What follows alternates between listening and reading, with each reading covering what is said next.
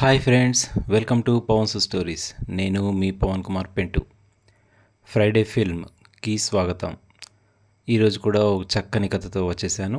కథలోకి వెళ్ళిపోదాం. ఈరోజు ఫ్రైడే ఫిల్మ్ రోమాంచం. అదేనండి, తెలుగులో వెంట్రుకలు నిక్కపొడుచుకోవడం. ఈ కథ చూస్తే అంతగా అనిపించకపోవచ్చు, కానీ భలే థ్రిల్లింగ్గా ఉంటుంది. చక్కని హాస్యంతో పాటు భయాన్ని కలిగించాడు. దయ్యం కనిపిస్తుందా లేదా అని ఆలోచిస్తూ ఉంటే సినిమా పూర్తిగా అయిపోతుంది. కానీ భయంతో పాటు కామెడీని జోడించి చక్కగా తీసినటువంటి ఒక బ్యాచిలర్ ఫిల్మ్ ఈ రోమాంచం. ఇందులో 7 బాయ్స్ ఉంటారు, 7 బ్యాచిలర్స్ ఉంటారు. జీవన్, రవి, నీరజ్, ముఖేష్, కార్తీక్, సోమరాజు, శివాజీ. ఈ 7 మంచి ఫ్రెండ్స్. వీళ్ళంతా బ్యాచిలర్స్. వీళ్ళంతా కలిసి ఒకే గదిలో ఉంటారు.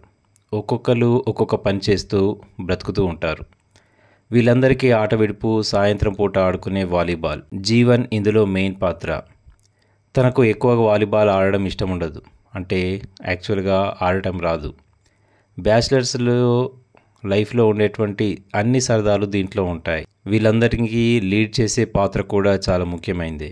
అతను చెప్పినట్టుగా అందరు వినాల్సిందే, అలా ఉంటుంది అతని పాత్ర. కడుపుబా నవ్విస్తూనే మంచి కామెడీ పండించేటువంటి సీన్లు దీంట్లో ఉంటాయి.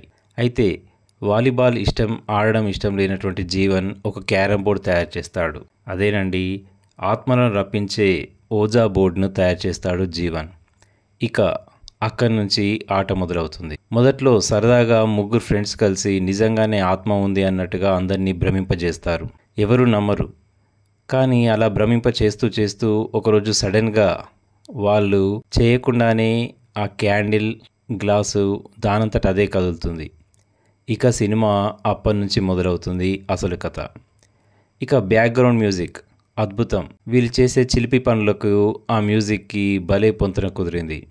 భలే కామెడీగా సినిమా అంతా సాగుతుంది. ఇక ఆత్మని పిలిచి దాంతో మాట్లాడడం. ఈ ఆత్మ ద్వారా వాళ్ళ విషయాలు తెలుసుకోవడానికి చాలామంది వీళ్ళ ఇంటి దగ్గర క్యూ కట్టడం, ఒక పెద్ద సందడి మొదలవుతుంది సినిమాలో. కొన్ని రోజుల తర్వాత ఇక ఆత్మకు భయపడి ఆ క్యారమ్ బోర్డ్ని పలగొట్టేస్తారు. ఆ తర్వాత మరింత కథ ముందుకెళ్తుంది. ఇక ఇంట్లో అనుకోని సంఘటనలు జరుగుతాయి. చిత్ర విచిత్ర సన్నివేశాలు, ఆ వెనుకొచ్చే బ్యాక్గ్రౌండ్ మ్యూజిక్తో మనం సినిమాలోకి వెళ్ళిపోతాం.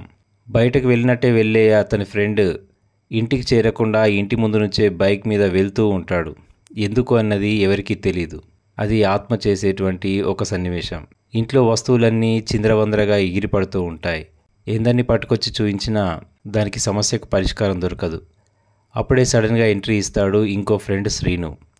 ఇక అతను రావడంతో కథ ఇంకో కొత్త మలుపులోకి వెళ్తుంది. శ్రీను క్యారెక్టర్ భలే పండించాడు.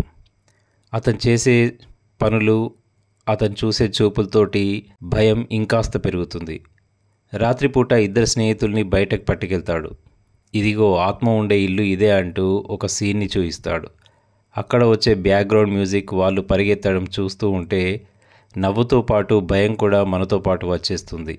ఇది రియల్గా జరిగిన సంఘటన అట. ఎక్కడో బెంగళూరులో జరిగిన సంఘటనను రియాలిటిక్గా తీశారు దర్శకుడు. కథతో పాటు మనల్ని అలా అమాంతం లాక్కెళ్తాడు. ఈ సినిమా చూస్తున్నంతసేపు మనం కూడా మన బ్యాచిలర్ లైఫ్లో చేసినటువంటి అనేక విషయాలు మనకు గుర్తుకొస్తాయి.